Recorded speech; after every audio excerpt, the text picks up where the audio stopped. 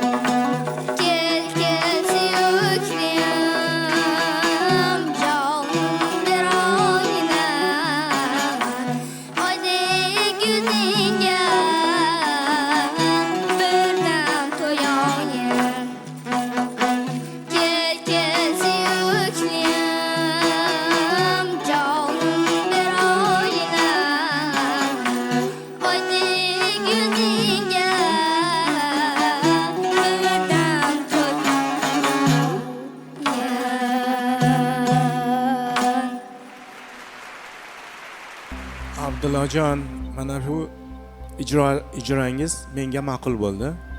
Juda chiroyli, yaxshi aytdingiz. Endi texnik jihatdan, ijro sifatidan men sizga nima deydi, a'lo baho beraman. Yaxshi aytdingiz. Sizga javobim ha.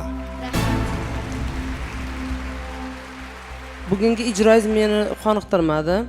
Chunki hali bu ashula sizga to'liq singmagan. Bu ashula ham haqiqatan katta ashula.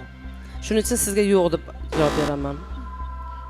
Lekin siz o'zingizni yoshingizdan, umuman o'zingizni malakangizdan, o'zingizni dunyoqarashingizdan kelib chiqib ijro qildingiz, lekin menga ijroingiz ma'qul bo'ldi. man sizga avans sifatida man sizga albatta ha javobini aytaman.